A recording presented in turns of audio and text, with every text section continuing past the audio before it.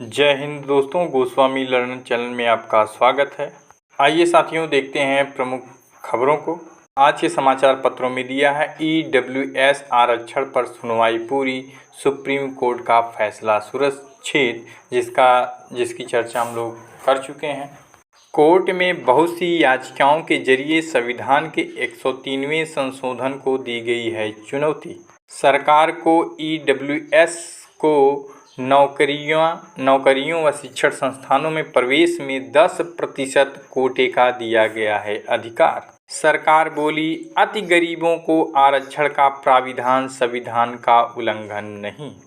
आर्थिक रूप से कमजोर वर्ग EWS को नौकरियों और उच्च शिक्षण संस्थानों में प्रवेश में 10% आरक्षण का प्राविधान करने वाले 103वें संविधान संशोधन को चुनौती देने वाली याचिकाओं पर सुप्रीम कोर्ट में मंगलवार को बहस पूरी हो गई।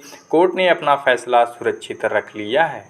इस मामले पर चीफ जस्टिस UU ललित की अध्यक्षता वाली 5 सदस्यीय संविधान पीठ ने 6.5 दिन सुनवाई की। याचिकाकर्ताओं ने आर्थिक आधार पर आरक्षण के कानून को संविधान के मूल ढांचे के खिलाफ बताते हुए रद्द करने की मांग की है, जबकि सरकार ने कहा कि अति गरीबों को आरक्षण का प्राविधान करने वाला कानून संविधान के मूल ढांचे को मजबूत करता है, आर्थिक न्याय की अवधारणा को सार्थक करता है, इसलिए इसे मूल ढांचे का उल्लंघन करने वाला नहीं कहा जा सकता। इस मामले में सुप्रीम कोर्ट का फैसला 8 नवंबर तक आने की उम्मीद है, क्योंकि सुनवाई पीठ की अध्यक्षता कर रहे चीफ जस्टिस UU ललित 8 नवंबर को सेवानिवृत्त हो रहे हैं। पीठ के अन्य जज दिनेश माहेश्वरी, S रविंद्र भट्ट, बेला M त्रिवेदी और JB पार्डीवाला हैं। मंगलवार को केंद्र सरकार की ओर से पेश सॉलिसिटर जनरल तुषार मेहता ने मामले में बहस करते हुए कहा, EWS को 10% आरक्षण से SC, ST, OBC या सामान्य वर्ग के हित प्रभावित नहीं होते, क्योंकि सभी केंद्रीय शिक्षण संस्थानों को इसके लिए 25% सीटें बढ़ाने को कहा गया है।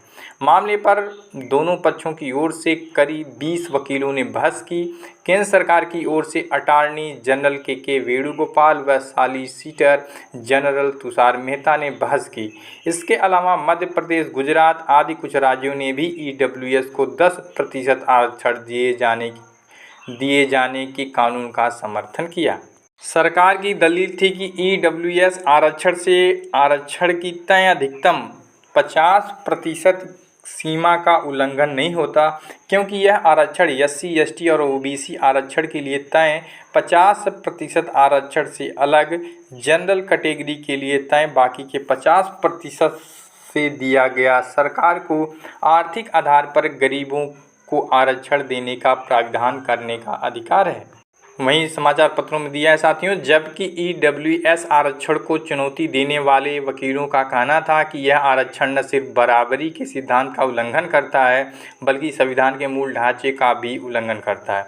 आरक्षण का विरोध करने वाले वकीलों का कहना था कि गरीबों को दिए जाने वाले 10% आरक्षण से SC, ST और OBC के गरीबों को बाहर रखा जाना भेदभाव है।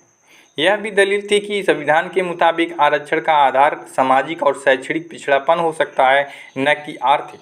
सुप्रीम कोर्ट ने शुरुआत में ही विचार के लिए संवैधानिक सवाल तय किए थे।